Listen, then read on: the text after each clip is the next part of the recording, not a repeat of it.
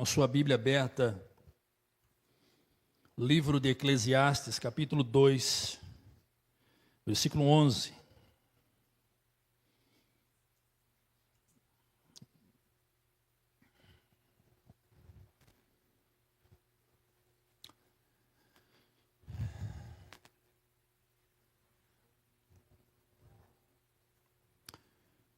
E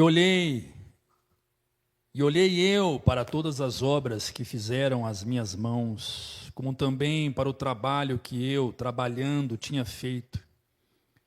E eis que tudo era vaidade e aflição de espírito, e que aproveito nenhum havia debaixo do céu. Pode se sentar, amado. Quero falar um pouco sobre as insatisfações da vida.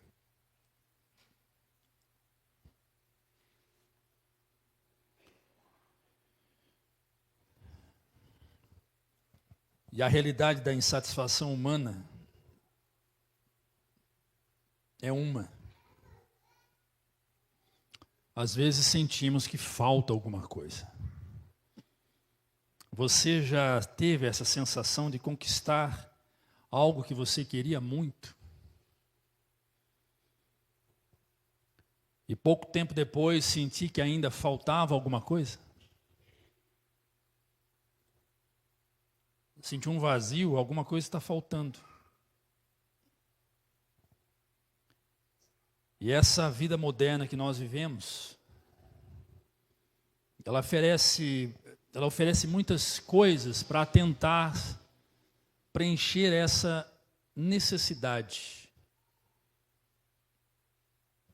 Nós temos a busca do sucesso, da fama, a construção de um network, uma gama de relacionamentos. Nós temos agora as mídias sociais,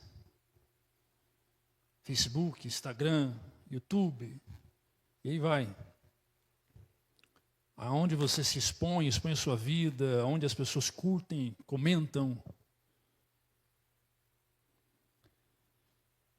Mas mesmo assim, com tudo isso, com muita coisa para preencher as nossas necessidades, ainda no final, sempre tem um vazio ali que precisa ser preenchido. Sempre há alguma coisa a mais que precisa ser feita. Sempre fica aquela sensação de que, se eu tivesse condições eu faria melhor.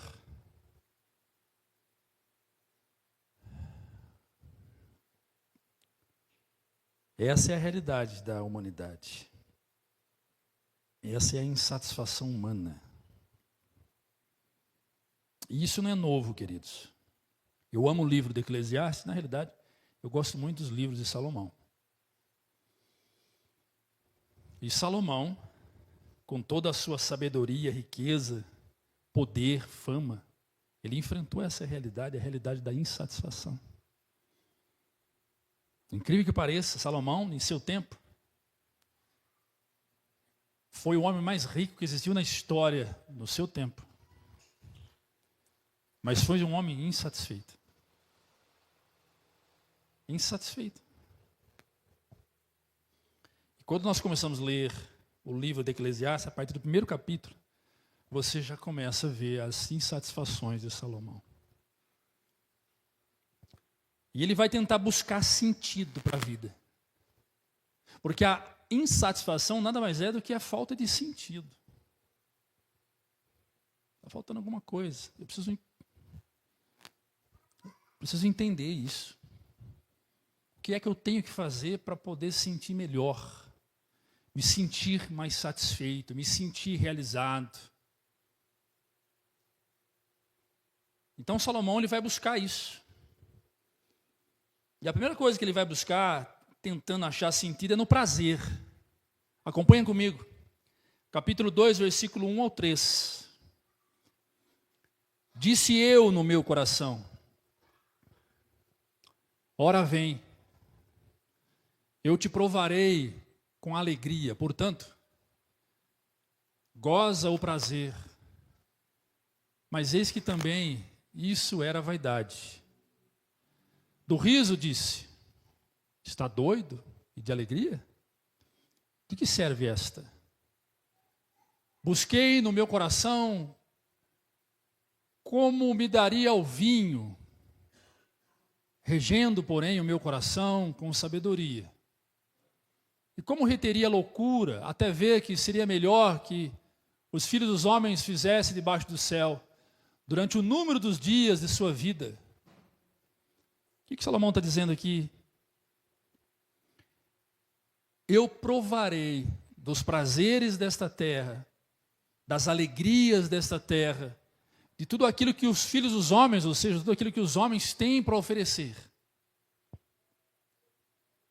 Eu provarei tudo isso, eu buscarei tudo isso.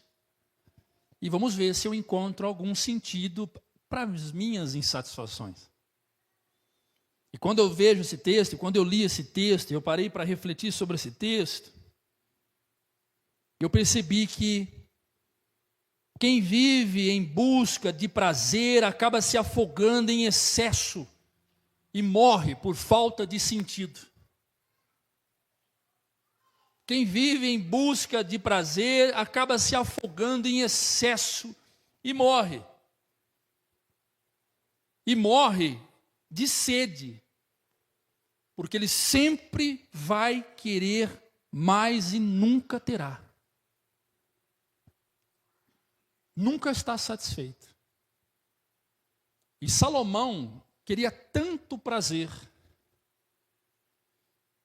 que ele tinha uma mulher por dia durante 365 dias. Fora as concubinas, as servas dessas mulheres. Ele não encontrou prazer, no prazer, o sentido para a sua insatisfação. As mulheres mais belas do reino se deitavam com Salomão. Tinham o privilégio de deitar com o rei uma vez por ano. As mulheres eram descartáveis para Salomão. A segunda coisa que Salomão tentou achar sentido para a vida foi nas grandes obras. Fazer muita coisa. Veja o versículo 4 ao 6 do mesmo capítulo. Ele continua dizendo: fiz para mim obras magníficas, edifiquei para mim casas, plantei para mim vinhas. Vinhas, para quem não sabe, é plantação de uva, e delas saem os vinhos. Fiz para mim hortas e jardins, e plantei nelas árvores de toda espécie de fruto. Para você ter uma ideia, Salomão mandou buscar no Egito árvores frutíferas, tirada com a raiz, como fazem hoje. E essas árvores foram transportadas em navios, foram levadas de uma forma ou de outra para a terra de Jerusalém. Versículo seguinte: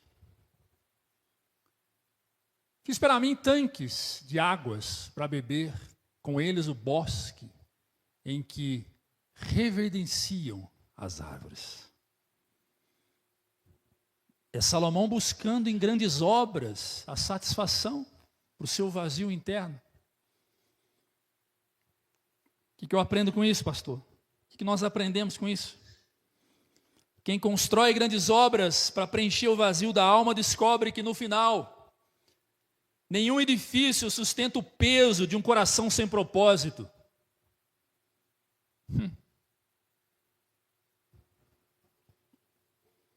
Quem constrói grandes obras para preencher o vazio da alma descobre que no final nenhum edifício sustenta o peso de um coração sem propósito.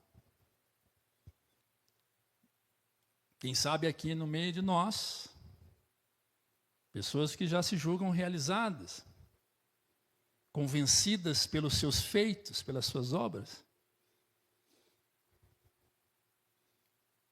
Já produziram o suficiente e ainda produzem?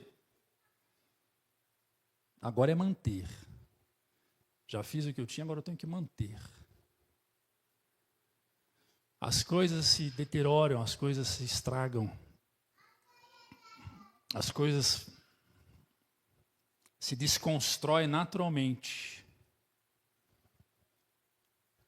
E é nesse momento que você descobre que ainda fez pouco por aquilo que você fez muito. É nesse momento que você descobre que você precisa fazer mais um pouco para manter o pouco ou o muito que você conquistou. E aí você vai assim até morrer. Há um peso no coração de quem não tem propósito e muitas vezes essa pessoa procura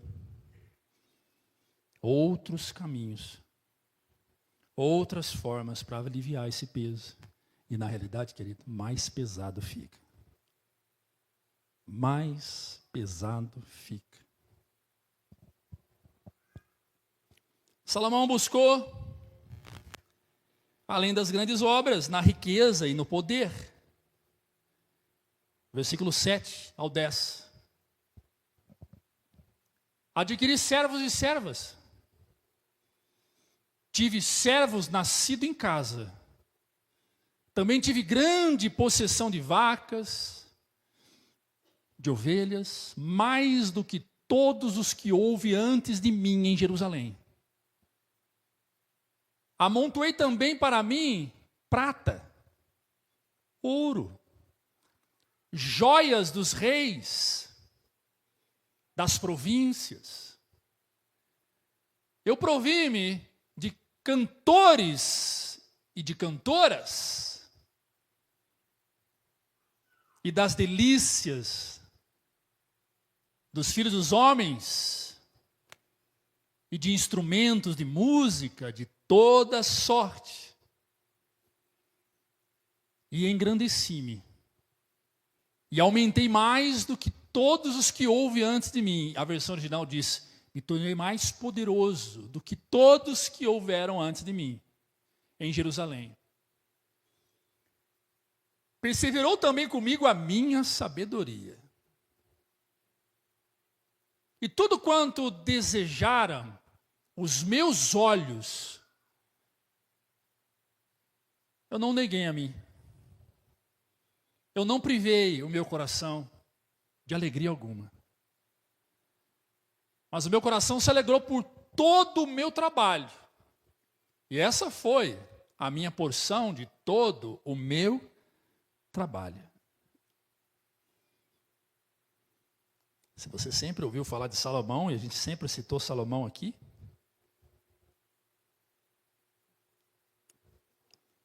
agora você tem a oportunidade de conhecê-lo um pouco mais. E o que esse texto nos ensina? Quem busca sentido na riqueza e no poder, acaba rico de posses, mas pobre de propósito. Quanto mais riquezas, mais ouro, mais prata, mais poder eu acumulo, menos propósito eu tenho. Me torno pobre em propósito, em sentido.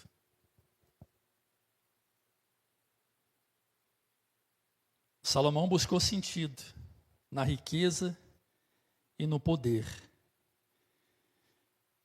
E qual é a conclusão da história de Salomão? É o versículo que lemos quando nós abrimos a mensagem. Versículo 11. Coloca de novo. E olhei para tudo isto que as minhas mãos fez, como também para todo o trabalho que eu tive, todo o trabalho que eu fiz. E eis que tudo era vaidade e aflição de espírito, e que proveito nenhum havia debaixo do sol. Não é eu que estou dizendo, é a Bíblia que está falando. A busca de um propósito humano só tem sentido quando essa busca aponta para a cruz. Quando essa busca, ela aponta para a cruz de Cristo, aí faz todo sentido. Aí faz todo o sentido. E Salomão está dizendo, você acha que você tem alguma coisa? Hã? Porque você fez 10 anos de faculdade, tem 2 diplomas, construiu uma casa linda num condomínio fechado ou no melhor da sua rua, da esquina do seu bairro, você acha que você fez muito? Senta que eu vou lhe contar uma história. Eu fiz muito. Eu fiz muito mais que você. Você acha que você é poderoso onde você trabalha? Do cargo que você exerce, do título que você carrega em suas costas? Eu fui muito mais poderoso que você.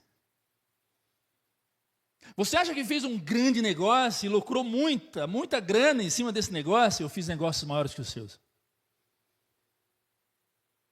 Você considera a sua mulher linda? Pois bem, eu não tive só uma mulher linda. Eu tive centenas de mulheres lindas. Você ama o ranchinho que você tem? Parabéns, eu tive milhares e milhares e milhares de quilômetros de terras.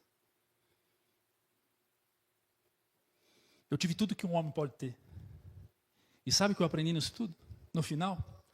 No final, eu descobri que tudo não passa de vaidade.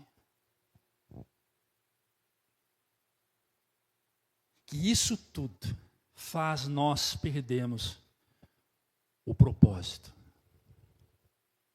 o sentido. Tem poder para isso. E eu fecho essa conclusão, falando de Salomão, que a insatisfação ela pode surgir quando nós colocamos a nossa esperança em coisas passageiras. E a mente humana deseja significado não apenas em estímulos. O prazer momentâneo não preenche o desejo da alma. A mente humana, ela não deseja significado em apenas estímulos. Fui estimulado para isso. Na hora que passa, o estímulo volta à insatisfação. A mente humana precisa ser preenchida por algo contínuo, não passageiro. E passageiro no hebraico é paixão.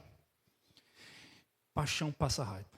Paixão é vento, paixão é neblina. Paixão é coisas que passam rápido.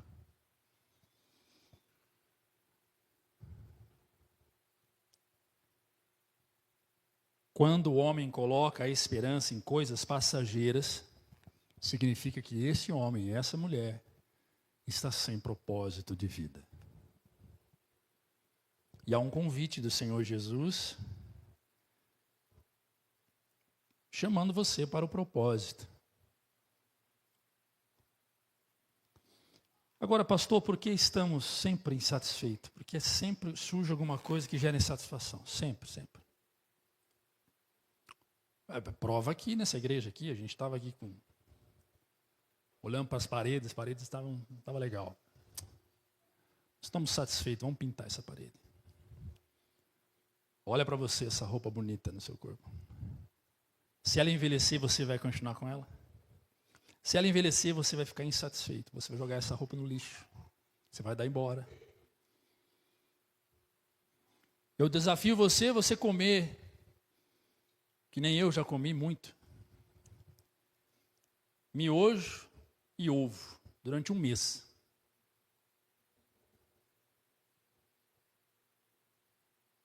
Miojo e ovo. Você vai ficar insatisfeito.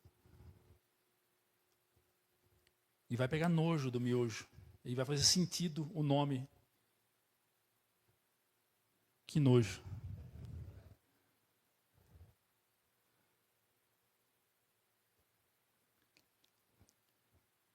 A gente busca sempre se satisfazer. A minha mulher se veste, ela olha para mim e diz, amor, estou bonita. Ela quer que eu esteja satisfeito. com o jeito que ela se veste. Toda mulher quer ver o marido satisfeito. Mulher que ama. Mulher que ama. Se eu chamar alguma mulher aqui para subir e dizer o que você mais gosta de fazer para o seu marido, meu Deus do céu, vai ter história demais para contar. Porque essas mulheres querem ver sua família satisfeita. E ela só quer ver sua família satisfeita porque ela entende que existe insatisfação. Por que nós sempre estamos insatisfeitos? Primeiro, fomos criados, nós somos formados, fomos criados para algo eterno. Capítulo 3 de Eclesiastes, versículo 11. Veja o que Salomão diz. Tudo fez. Pode jogar NVI agora, por favor. Ele fez tudo belo a seu tempo. Também pôs a eternidade no coração do homem.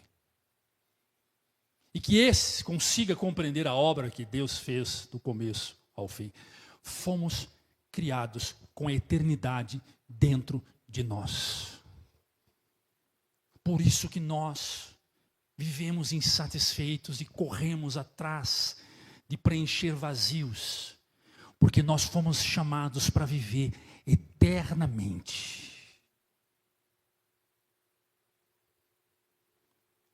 Fomos criados para a eternidade. Ele colocou em nós a eternidade. Mas quando nós largarmos esse corpo corruptível e passarmos pelos portões celestiais da Nova Jerusalém, onde os arcanjos, querubins e serafins cantam Santo, Santo, Santo, é o Senhor dos Exércitos, e nós passarmos por esse portal, o corpo velho do velho homem se transformará num corpo glorioso, onde a eternidade se manifestará. Não haverá mais insatisfação, não haverá mais desejo e vontade. Haverá plenitude daquilo que é Deus sobre nós, e nós estaremos nele, e ele estará em nós, e nós o veremos face a face. Foi para isso que fomos criados. Fomos criados para voltar para o lugar de onde nós nunca deveríamos ter saído.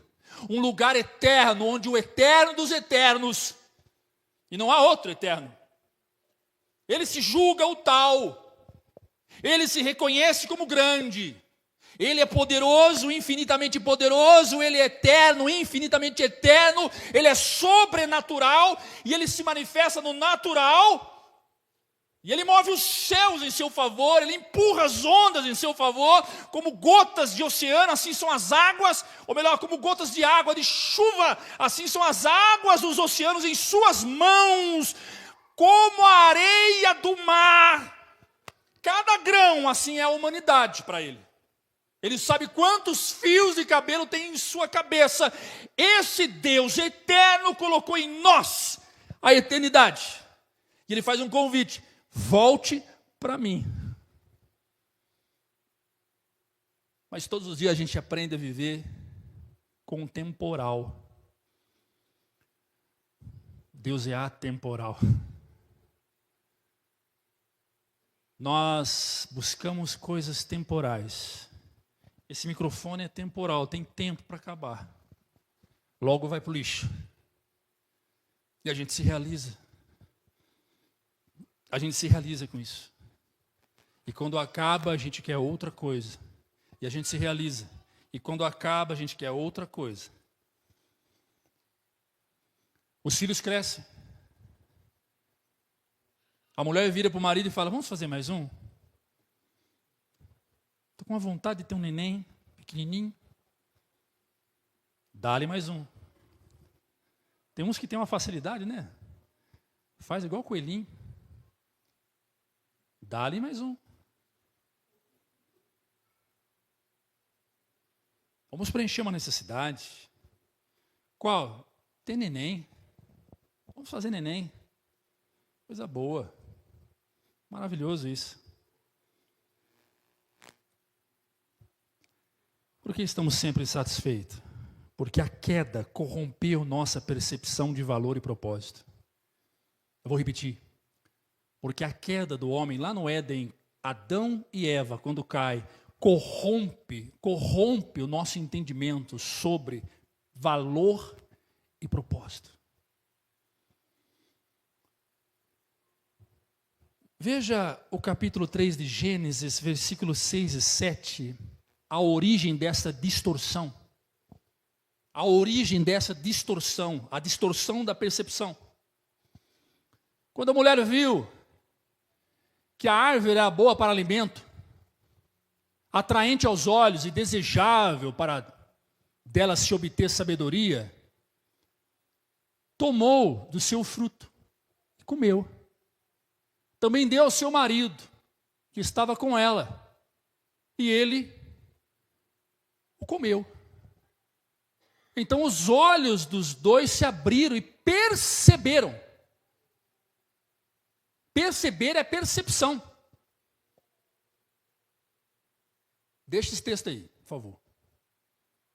Adão e Eva eram dois seres humanos dotados de ação, de funções neurológicas adequadas, obviamente no equivalente ao máximo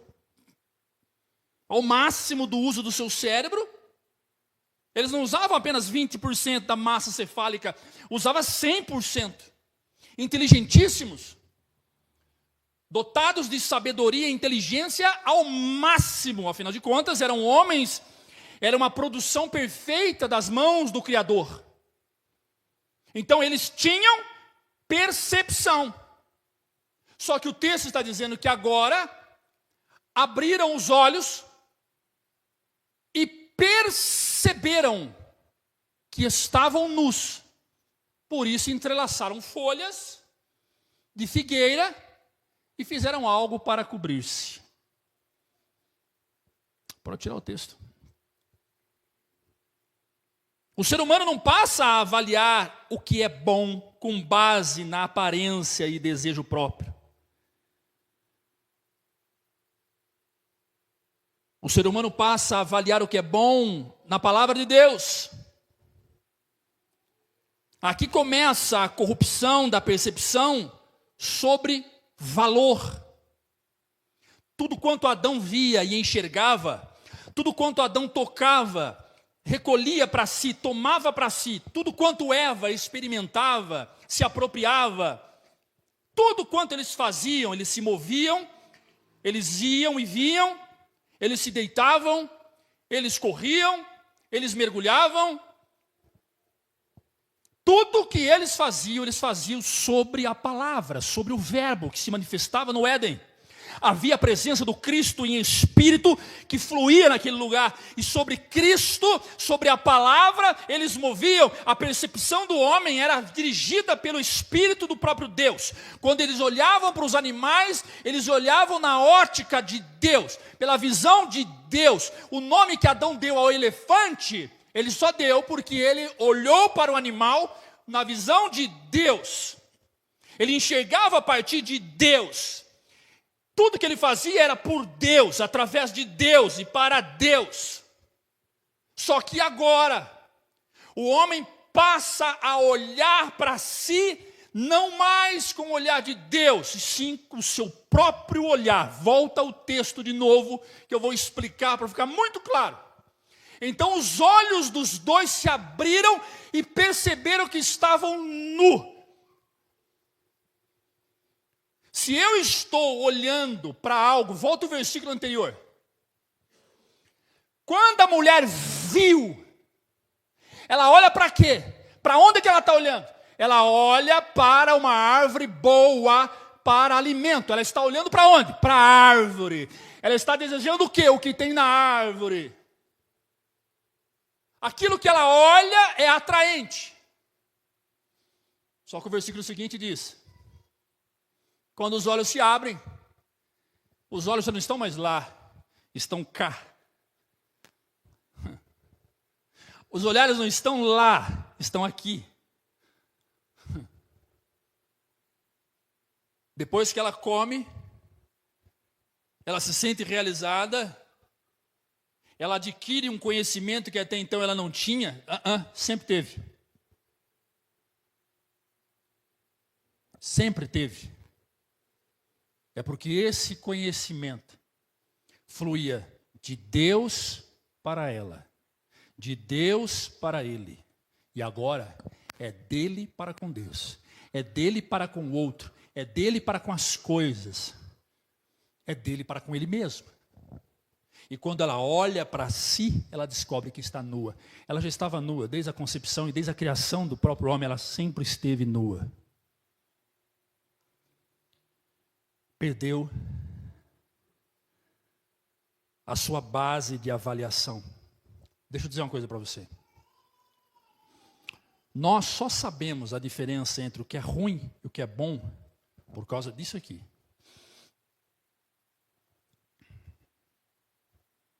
Não há explicação. Lógica, coerência. Tales de Mileto, um filósofo da Grécia Antiga, tentou trazer no seu discurso filosófico, pensativo, sobre a existência do mal, sobre juízo de valor. Por que o homem tem essa capacidade de julgar o que é certo e o que é errado, o que é bom, o que é ruim, o que pode e o que não pode, se pega, se não pega, juízo de valor. E ele mergulhou nos pensamentos humanos, na sabedoria humana, na na Sofia que há entre nós. E ele descobriu que nós seríamos incapazes de saber o que é ruim se antes não conhecêssemos o que é bom. O homem só teve o contato com o mal, só teve juízo de valor e critérios para avaliar o que pode e o que não pode, quando ele perde aquilo que ele mais tinha de perfeito, agradável, bom, justo, correto, que é a presença de Deus. Quanto mais a presença de Deus está em alguém, mais esse alguém se torna bom. Porque é Deus quem o faz bom. E o convite de Satanás para corromper a percepção e valor é dizer: isso que ele diz que é valorado, que vale a pena, você não sabe do lado de lá, o quanto grandiosidade tem, vale muito mais. E ao longo da história bíblica, você vai ver gente trocando a bênção maravilhosa de um relacionamento poderosíssimo com Deus por coisas fúteis. Jacó trocou a bênção que ele tinha de Deus, Esaú trocou a bênção que ele tinha da primogenitura, as bênçãos de Deus, por um prato de lentilha. Judas Iscariotes trocou a bênção que ele tinha de Deus por moedas de prata, de ouro.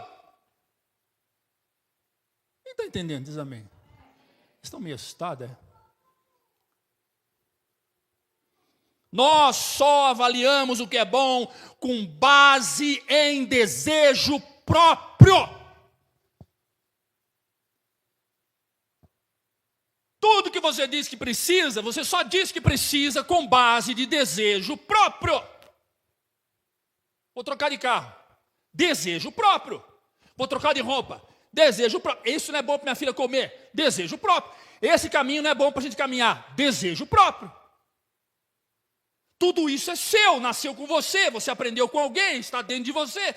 É avaliação própria, é desejos próprios, só que tem um detalhe: não fomos criados para avaliar com os nossos desejos, fomos criados para viver segundo o desejo de Deus. E essa percepção não existe mais, foi corrompida.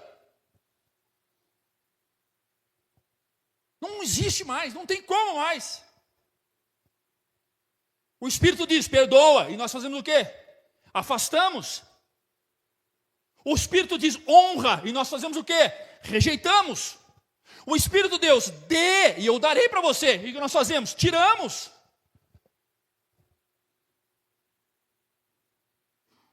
Os nossos desejos próprios, ou melhor, é redundante, os nossos desejos sempre estão à frente das nossas atitudes. Não há um passivo aqui. Não há um neutro aqui. As nossas vontades sempre estarão à frente das nossas. Fez é a resposta de uma necessidade. Fiz é uma resposta de uma necessidade. Contraria você. Contraria. Busca contrariar-se a si mesmo diante de um desejo. Tem gente que passa mal. Tem gente que passa mal. Tem gente que adoece. Eu estou com vontade de fazer tal coisa. E o viciado? E o drogado? E o dependente químico? Esse é um exemplo muito radical. Contraria a sua vontade. Tenta, não dá, não dou conta. Eu não dou conta. Por que nós... Pastor, você falou, eu não entendi. Me explica. Lá no Éden, a nossa percepção de desejo e vontade foi corrompida. Nós não tínhamos nada para nós. Nós tínhamos para Ele. Nós somos criados para suprir a Ele. Fomos criados para voltar a Ele. E a queda fez o que fez. Prova é que morre Caim, morre Abel.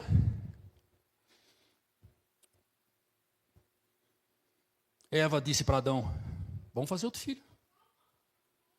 Vamos tentar fazer outro. Vamos tentar recomeçar. Quem sabe a gente acerta. E aí nasce Sete, outro filho de Adão e Eva. De Sete nasce o neto de Adão e Eva, Enos. Até ali, a Bíblia diz que Adão e Eva teve filhos e filhas. E essas filhas se espalharam ao ponto de cruzar com o próprio irmão na terra aonde Caim foi lançado para viver. Nasce Enos. E quando nasce Enos, Adão fala: chega, não dá mais. Não dá mais. Eva, não dá mais. A gente está vivendo segundo os nossos desejos e propósitos e as coisas não se resolvem. A gente precisa voltar para Deus. A gente precisa achar um meio de voltar para Ele. Isso está na Bíblia. A gente fez de tudo. A gente tentou tudo. Vou parafrasear. A gente trocou de emprego. A gente trocou de casa. A gente trocou de cidade. A gente trocou de bairro. Nós trocamos de igreja. Trocamos de pastor. Trocamos o cargo que fazíamos. Fizemos novos filhos. Não dá mais. As coisas não melhoram. As coisas não conseguem. Todas as vezes que eu tento saciar um desejo seu e você tenta saciar um desejo meu, todas as vezes que tentamos fazer algo, vem sempre algo pior. A gente precisa fazer alguma coisa para resolver. Gênesis capítulo 4. Versículo 25, 26. Também Sete nasceu um filho, a qual lhe chamou Enos. Desde então, Adão e Eva começou a invocar o nome do Senhor. O que acontece aqui? Precisamos restaurar as nossas percepções de valor e propósito. Tem muita gente frequentando igreja sem entender o real valor de estar aqui e o propósito disso. Tem muita gente que tem isso em casa há muitos anos e não entende o real valor e o propósito disso. Tem muita gente que tem pastor e não entende o real valor e o propósito do pastor, principalmente pastores. Eles são os mais egoístas e arrogantes. Principalmente pastores, que não valorizam os pastores que têm, não acolhem, não abraçam, não acompanham, não honram, não estimulam, não apoiam.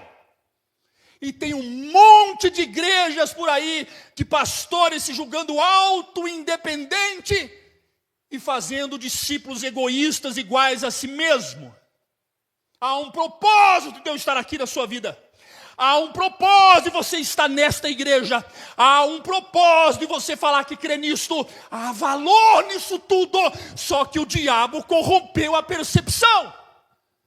E está cada dia mais corrompendo. Tem uns irmãos que não vêm mais na igreja, viraram crente de YouTube. Salvo a exceção daqueles que não vieram hoje, que estão doentes. Daqueles que amam estar aqui. Mas tem gente que não frequenta mais igreja. Depois da pandemia, esvaziaram-se as igrejas. E surgiu uma galera aí que tem 20 pastores. Ele assiste 20 pastores durante o domingo. É o Silas Malafaia, é o Hernandes Lopes, é o André Fernandes, é o André Valadão. Cada hora que ele olha e gosta de um, é esse aqui que eu quero seguir. Eu convido você a prestar bem atenção nessa palavra de hoje. Eu convido você a não sair cedo, a ficar aqui com a gente. Por que tem gente que não para em lugar nenhum? Insatisfeito, não entendeu o propósito. Percepção de valor. A pessoa pega o dinheiro dela, oferta, semeia. Não entendeu o valor, o propósito disso. A igreja é movida por milagres. Você é movido por milagres. Eu acho muito interessante. Eu olho para o olhar de quem semeia com fé, que oferta com fé, eu falo, Deus, que maravilha. Honra esse homem, honra essa mulher, que maravilha, honra esse jovem. Entendeu o valor e o propósito. Aquele que não dá porque não quer, não dá porque não entendeu o valor e o propósito. Simples assim. Não dá porque foi contaminado na igreja do vizinho que não prega o dízimo e oferta. Não dá porque não entendeu o valor e propósito. Aquele que ama fazer e faz com muita alegria, com dedicação, com tempo, com disposição, com amor, se lança, se joga, ele entendeu o amor, ele entendeu, ele lê a Bíblia em casa, ele ora, ele senta com os filhos, ele entendeu o valor e propósito. Suas percepções estão sendo restauradas. Essa mulher, por mínimo de inteligência que ela se diz julgar ter, ela pega esse mínimo e aplica aqui. Ela lê Bíblia, ela ora em casa, ela louva com os filhos, ela ora de madrugada, ela lê de dia, ela faz a comidinha, ela ora na comidinha, ela entendeu o valor e o propósito. Louvado seja Deus pela sua vida. Louvado seja Deus pela vida de quem entendeu isso. E é nesse caminho que a gente caminha. E é nesse caminho que nós vamos caminhar até a volta de Jesus, procurando todos os dias entender o valor e o propósito, e por que estamos aqui e por que servimos a esse Deus Todo-Poderoso. Você pode aplaudir Jesus? É difícil?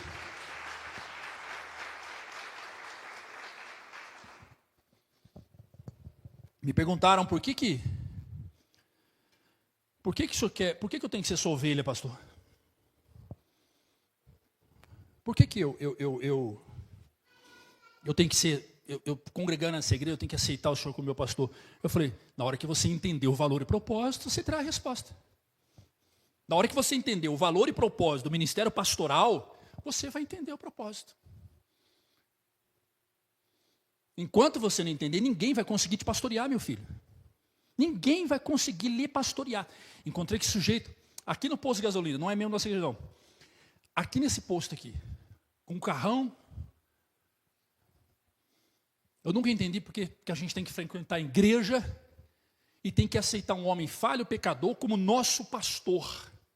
Eu falei, é porque você não entendeu o valor e o propósito disso tudo. As suas percepções ainda estão corrompidas. Na hora que você entender, certamente você vai achar a resposta para a sua dúvida. Por que estamos sempre insatisfeitos? Porque a queda corrompeu as nossas percepções de valor e propósito. Por isso que tem gente que troca de pastor como se trocasse de roupa. Por isso que tem pastor que mete o pé na bunda de ovelha como se fosse uma coisa, fosse uma bola de futebol, como se fosse um objeto. Vai ter treta entre eu e você. Vai ter arranca-rabo, né? Vamos quebrar o pau juntos. Mas há um propósito no nosso meio. E aquilo que nos une é muito maior do que aquilo que nos separa. E é para esse que nós temos que olhar. Não é para a nossa vaidade. Não é para os nossos desejos. Não é para aquilo que eu deixei de te dar e o que você deixou de me dar. Porque se tu olhar para mim e me questionar em relação àquilo que eu não te dou, eu vou fazer o mesmo com você. E não tem jeito. Não tem como andar junto. Mas se eu e você olhamos para a cruz e buscamos nela a saciar o desejo que temos, as vontades que temos, nos sentimos satisfeitos e podemos caminhar todos os dias nessa caminhada rumo aos céus. Aleluias.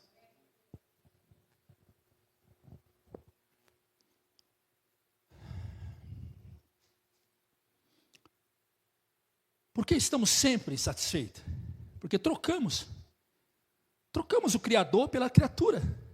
Romanos 1, versículo 21 a 23. Romanos 1, versículo 21 a 23. Porque tendo conhecido a Deus, não glorificaram como Deus, nem lhe renderam graças, pelo contrário. Conheceram Deus, mas em seus pensamentos tornaram fúteis. E o coração insensato deles se escureceu. Embora eles afirmassem ser sábios, embora eles dissessem, nós servimos a Deus, nós somos crentes, tornaram-se tolos. Trocaram a glória de Deus imortal por imagens feitas à semelhança do homem mortal, bem como de aves, quadrúpedes e répteis. Eu olho para esse texto e vejo, a queda levou o ser humano a valorizar o que é criado acima do Criador, invertendo o propósito da adoração e identidade.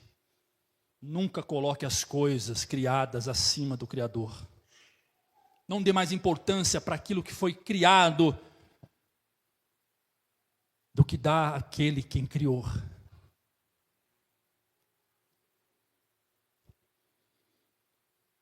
É o que o texto diz. Conheceram Deus, se encontraram com Deus,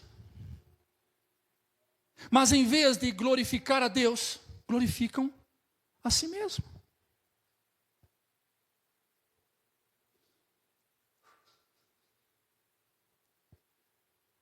Então, se eu procuro dar a Deus o que é de Deus e a César o que é de César, o Senhor por si só me coloca na linha do equilíbrio. Mas se eu procuro dar a César o que é de César e buscar em César o que é meu, quem lê Bíblia está entendendo o que eu estou dizendo. Não dá certo, irmão. Você pode juntar quanto você quiser, que você não vai ser feliz.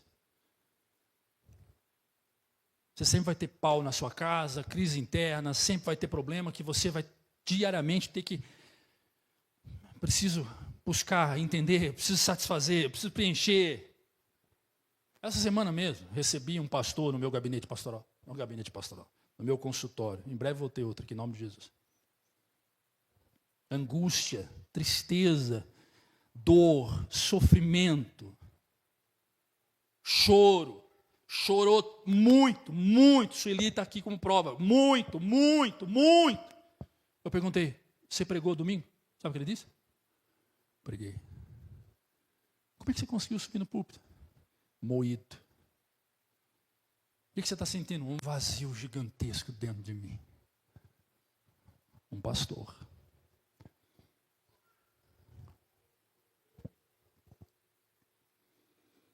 E aí eu falei, escreve aqui para mim. Faça uma lista das suas prioridades. Seja verdadeiro, não minta. Sabe o que veio no topo da lista? No topo da lista? Trabalho. Se eu pedir para você fazer essa lista agora. Trabalho. Trabalho. Acordo cedo, durmo tarde, de segunda a segunda às vezes, trabalho. E tem um monte de justificativa. O trabalho está acima de tudo aquilo que ele pode entender como prioridade. E tem muita gente assim. Tem mulheres, faz a lista. Casa. É banheiro limpo, sala limpa.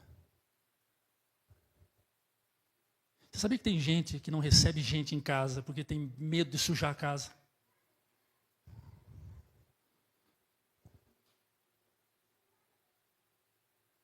Tem mulher que comprou, não estou dizendo que tem alguém assim, comprou talheres novos que nunca usou. Por quê? Vai estragar. Que bom. O que você mais gosta de fazer? Eu gosto de limpar a casa, deixar limpinho para minha família, para meus filhos. Nossa, fizemos uma visita essa semana, né, com uma mulher. Ontem, né? Na mesa, fez um café para a gente. Eu disse, qual é a sua prioridade? Qual é a sua prioridade? E sabe o que a gente ouve muito? Assim, ela faz assim, as pessoas falam assim, isso aqui. Procurar ser uma boa esposa e aponta para casa. Olha os meus filhos como se vestem bem.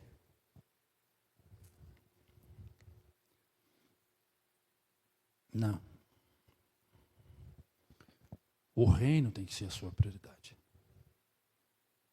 O reino tem que ser a sua prioridade.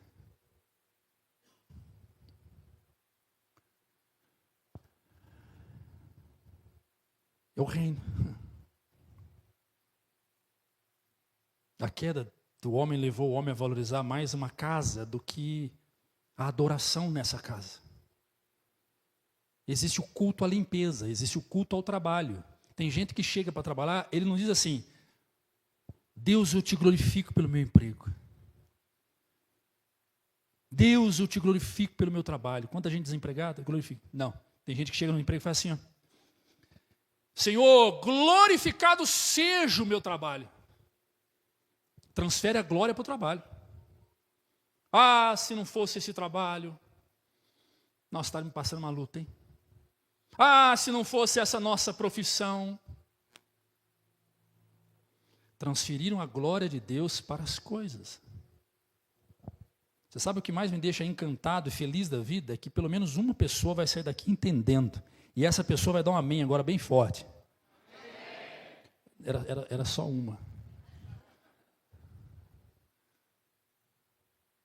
Eu ouvi do pastor Ricardo uma vez, no meio de um furacão de situação, ele virou para mim e disse, deixa eu falar uma coisa, senhor pastor.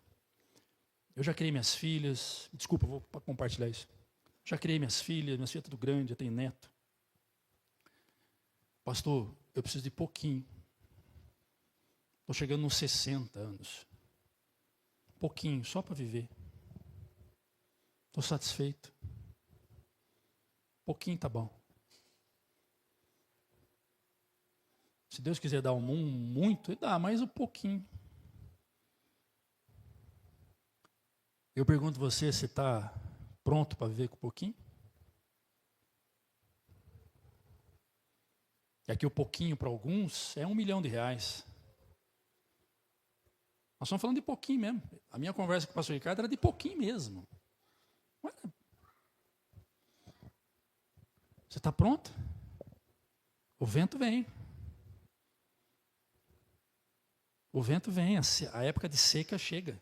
Você está pronto para viver com pouco? Tem muitos aqui que sabem o que é isso, quer ver? Quem já viveu com pouco, levanta a mão, só para eu saber. Olha aí. Está vendo? Deus não tem alegria. Ele não se alegra em ver nós vivendo nos pouco. Isso agora vai pegar seu coração. Deus se alegra em ver a nossa alegria vivendo no pouco. Tá lá você e seus filhos comendo cuscuz no café da manhã, que é o mais barato que tem. Porque você joga lá milho e água, faz, acabou, é o que tem. E tem gente que ama. Minhas filhas é doida por cuscuz. Não é? É o que tem. E quem sabe aquele que estava acostumado a comer pãozinho de queijo, tortinha com salame, whey protein, iogurtes, frangos, omeletes, não tem, agora tem um cuscuz.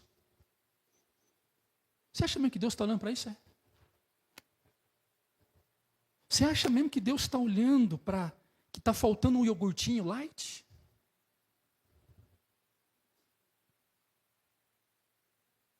Voltando para o pouco do pastor Ricardo, ele me disse uma vez, pastor, nós tínhamos alguns pão de queijo para comer. E tinha que dividir com o Gustavo, com a Laís, com a minha esposa.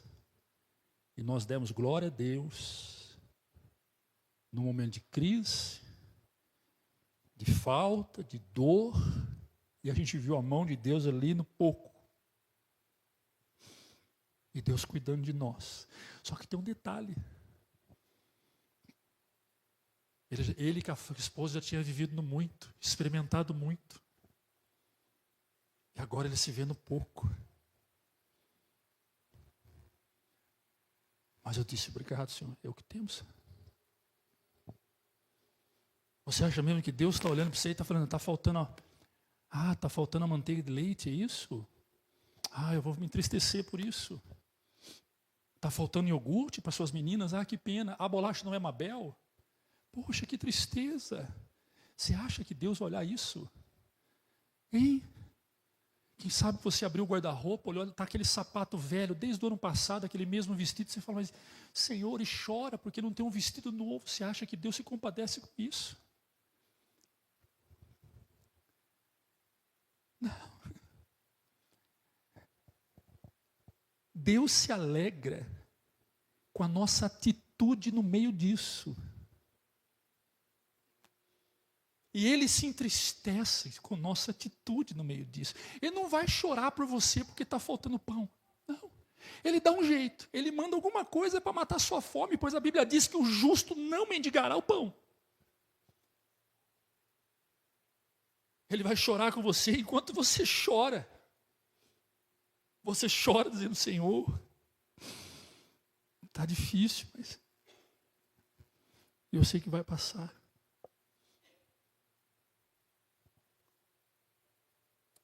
E é doloroso a filha pedir algo que você não tem para dar. É difícil. Está difícil, Senhor. Mas eu sei que vai passar. E a voz do Espírito vem, né, Ricardo? Vai passar. Eu estou cuidando de você. Vai passar. Aplauda Jesus, querido.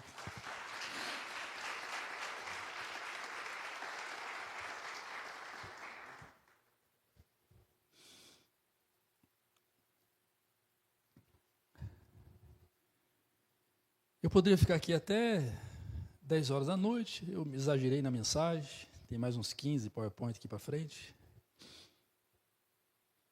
Mas eu queria concluir e chamar os meninos do louvor.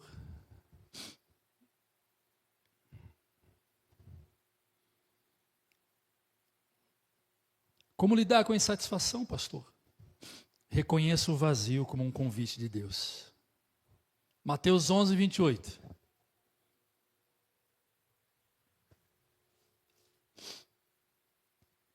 Mateus 11, 28. Venham a mim, todos que estão cansados e sobrecarregados. Eu darei descanso a vocês. Pare de se auto-afirmar super crente. Pare de se auto-afirmar. Sou forte demais. Não preciso de nada. Deus está dizendo para você essa noite. Tem dias que você está muito cansado, sobrecarregado. E tudo isso é resposta da tentativa diária de saciar uma insatisfação. Portanto, vem em mim que eu posso te aliviar. Venha a mim que eu posso te dar descanso.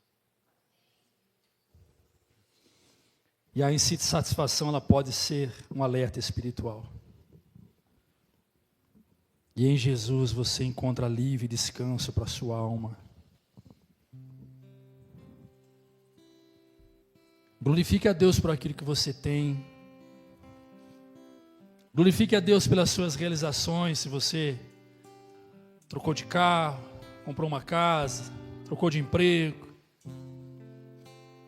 Glorifique a Deus pelas suas realizações. Mas olha para tudo isso, olha aqui, para cá, todo mundo. Não acabou o culto ainda não, olha aqui. Olha para tudo isso. E não deixe de dizer isso aqui, ó. Atravessa a rua da sua casa, faça isso hoje, quando você chegar lá. Tem gente aqui que tem umas casas bonitas, que eu falo, meu Deus, que inveja santa. O Senhor fala, cuidado. É muito lindo, eu fico feliz com os irmãos que conquistam as coisas. Mas olha para as suas coisas e diz, Deus, eu te glorifico por ter tudo isso. Mas mesmo se eu não tivesse, continuaria te glorificando, Senhor. E diga para a sua casa quem é o seu Deus. Dia 5 agora é o seu olerite, sai. O seu salário sai. Eu desafio você a fazer, principalmente os homens desta igreja, porque tem algo errado. Tem algo errado aqui. Tem algo errado aqui. Segura aqui. Presta atenção, quer ver? Quem está desempregado, levanta a mão. Ninguém.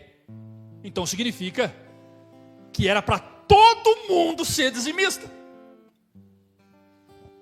Porque está todo mundo empregado. E não é. E não é. Então você pega o seu olerite, na hora que sair você fala, Deus, eu glorifico o Senhor pelo meu salário. Enquanto eu tiver o meu salário, eu glorifico o Senhor por ele. Agora escuta, se você tiver coragem de fazer isso. A voz do Espírito vai dizer para você, e como é que você faz isso? Hein, Ananias? Como é que você faz isso, Ananias? Retendo para si não ficaria com você?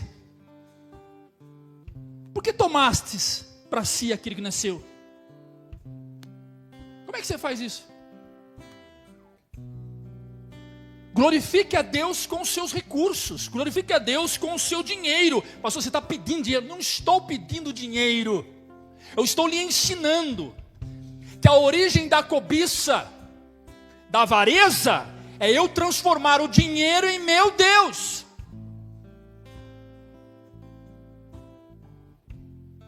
Então olhe para tudo que você tem e glorifique a Deus para isso. Olhe para o teu filho e diga, Senhor, eu glorifico o Senhor pela vida dos meus filhos. Senhor, glorifico a minha casa, Senhor, a minha casa eu glorifico ao Senhor pela minha casa, por tudo que tenho,